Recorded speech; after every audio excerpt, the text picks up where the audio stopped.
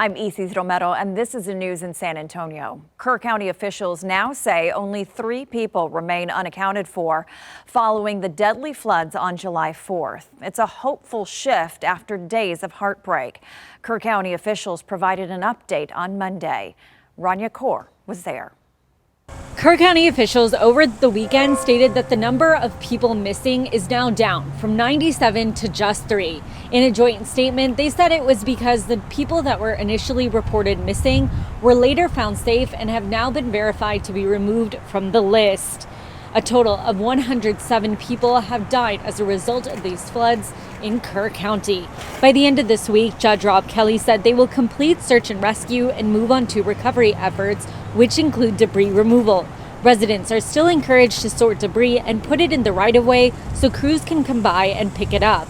There are 2 incinerators in Kerr County, but residents are not allowed to go there and remove debris by themselves. A burn ban is still in effect for the county, preventing residents at this time from burning debris themselves. The state's taking it over. There was a sigh of relief from him and I. Debris removal has bankrupt counties before, and that's huge. So we don't get to call a lot of shots in this deal, but it's not going to be on the backs of all y'all in here, the taxpayer. Kerr County Tax Assessor Bob Reeves says the estimated consolidated loss of properties that were destroyed in Kerr County is around $200 million. There is a town hall for residents planned for tomorrow evening. We'll have the details on our website, kens5.com. In Kerrville, I'm Rania Kaur, KENS 5. Goodwill has opened a new donation distribution center in Kerrville. The center has free clothing, shoes, and household goods. Because of the amount of donations Goodwill has already received, they're not accepting any more donations. But if you're buying items at Goodwill in San Antonio, you can round up your purchases, and those proceeds will go directly towards the Kerr County Relief Fund.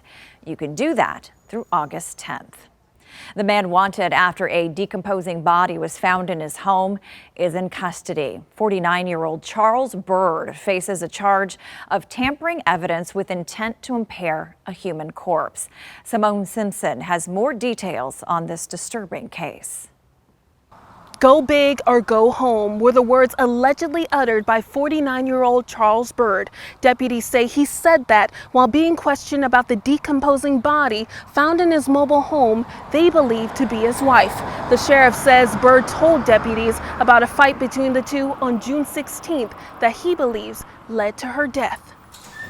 He was asked what his end game was. In other words, did he think he was going to get away with this? And he described to us that he felt pretty certain he was going to get caught as a result of it, but he was trying to just prolong the process as much as he could. Bexar County Sheriff Javier Salazar says the body found in Bird's mobile home on Pleasanton Road was there for more than a month. Once deputies got into the home, they very quickly smelled the distinct odor of decomposition of a body. They were able to get into a portion of the home where they realized what they were seeing was most likely human remains wrapped up in materials. The discovery was made early Sunday morning, sparked by concern from a relative. The sheriff says Bird tried masking the odor of the body with carpet, blankets, and trash bags. Investigators believe that body is his wife. Charles had made some comments to this relative that he may have done something to Angela, which led to her death.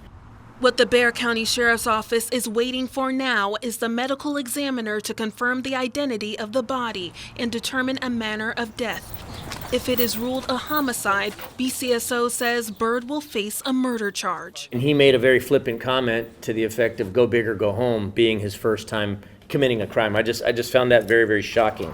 Reporting from far south Bexar County, Simone Simpson, KENS 5. A man is behind bars after allegedly assaulting his 73-year-old mother and attacking police with acid and a Molotov cocktail. Police say 38-year-old James Andrew Warner forced his way into his mother's home Friday, demanded money, and threatened her. According to police, he then forced her into a car and repeatedly hit her, but she escaped. The next day, officers found Warner at an apartment complex on Sonterra Boulevard. Police say when they tried to arrest him, he threw acid at one officer and later threw a Molotov cocktail at police. 3 officers had minor injuries and are expected to recover. Warner was arrested and faces multiple felony charges, including injury to an elderly person. 1 year ago, 20-year-old Bexar County Deputy Meredith Portillo was hit and killed when a wrong-way driver slammed into her car while she was off duty. Her family is honoring her legacy as they fight to bring awareness about the dangers of drunk driving. Earl Stoudemire has more.